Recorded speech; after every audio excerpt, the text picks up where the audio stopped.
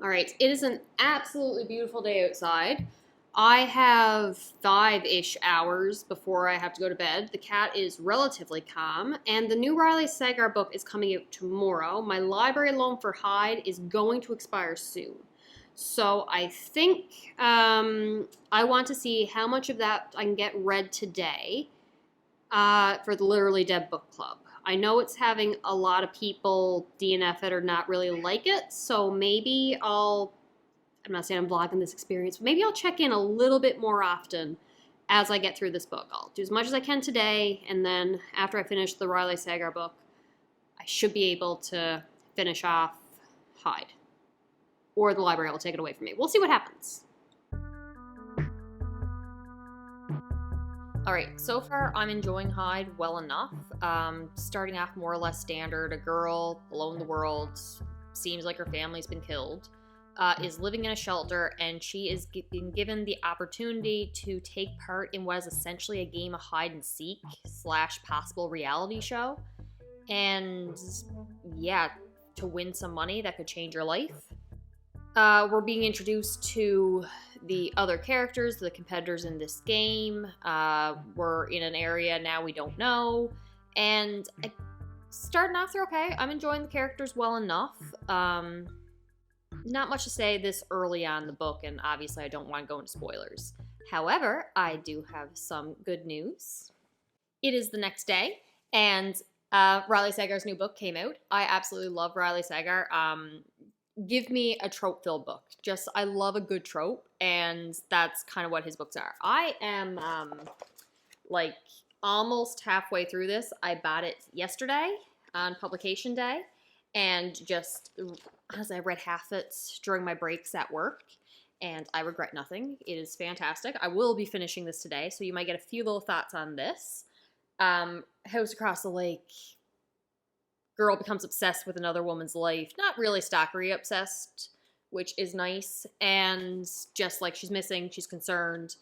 And it's not like verging on making fun of or taking advantage of like a mental illness trope kind of thing, which is nice. Again, we still have my least favorite thing in books, which is an unreliable narrator / alcoholic. I'm tired of that trope completely. And the obviously breaking and entering to get evidence trope. I think that's not a spoiler to say. Come on. Yeah, but I'm really enjoying this. So I'm gonna make some coffee and get to reading The House Across the Lake.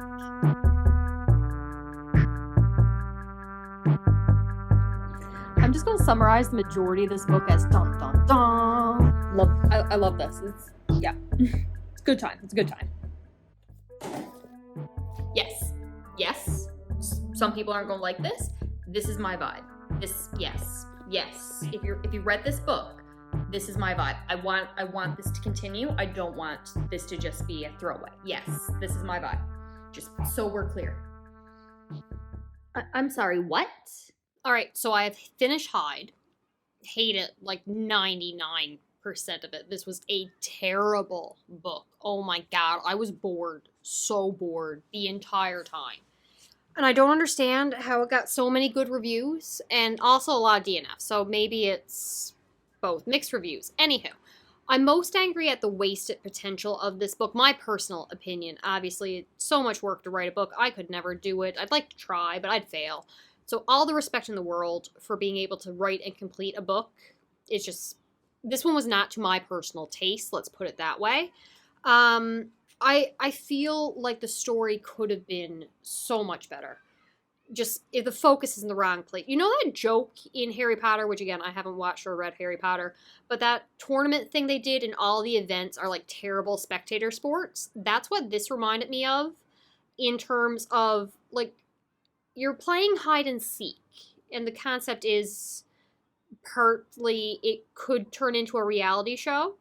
In what world is this a spectator sport? So I'm so bored with these characters that I don't like or care about, just like hiding and lying on the ground and trying not to piss their pants. Because do I really need to be subtle about this? Anywho, I hate it where this focus was. If the focus had been on like the concept of the game itself, the past ones, the history, the people running it and why, which you do get via diary entries and journals and stuff. Yes, that was fine. I enjoyed those aspects. I wanted more of that. Instead, I'm stuck with characters I hate. The ending just ends with no real resolution of what is to come. It's kind of like a screw you, we're taking care of ourselves, which fair. I like the ideas of privilege and society and who is and is not worth something, whose life is worth more or less than others, and the messed up mindset people get themselves in to believe that they are more deserving of something and someone else's hardships are their own fault. So yeah, the characters were hateable that were supposed to be hateable. The message that they were trying to get across came across strong. It makes me want to read a different book, and I guess maybe-ish spoiler in the sense of I'm going to tell you right now what the plot twist possible spoiler is. It ends up being like a supernatural element where a bunch, they're being sacrificed to some kind of demon.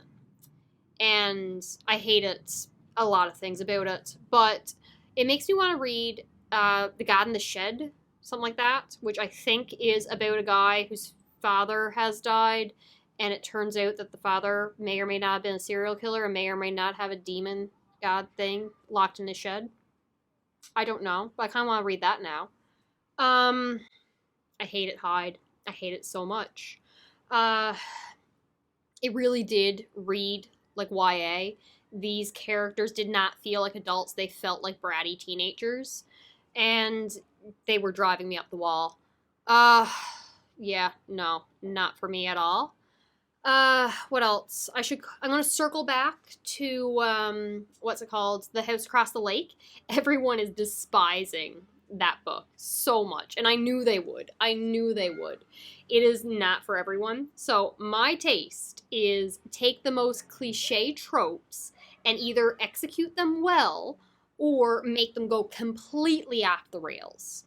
And my absolute favorite thing, spoiler for the thing in this new Riley Sagar book that people are hating, is, big spoiler, it is a supernatural twist. Just randomly in like the last third, hey, paranormal, possessed by the ghost of your dead husband. Throw in a bunch of other spoilers I don't want to go into too much detail on. Like the twist had twist, and each one was more ridiculous, more insane than the last, and like the logic was non-existent. People's thought process, they were idiotic. Like, but the random supernatural twist being set up to think you're in reality and then all of a sudden throwing in a paranormal element, a lot of people are calling it a cop-out. I loved it. That is my vibe. That is what I love. Like my favorite episodes of Supernatural, which clearly are set up to be supernatural, are the ones where the police get involved and it's, hey, police procedural, and then the police are like, oh god, what's going on? This ghosts are real? What? No, it's just my vibe. Like, I love Lucifer, but again, I get the idea that those things you go in knowing it's supernatural, but there's just so many books where you're set up thinking it's reality. A supernatural twist is hinted at, but it never goes there and never executes it, and they never commit to the supernatural. It's like, oh, was it, wasn't it? No, just commit to the supernatural. That's my thing. That's what I love. Anyhow, that has been the 2 Literally Dead Book Club's picks. I had a fun time. I hate it, Hyde, but I appreciate the concept, just not the execution was not for me.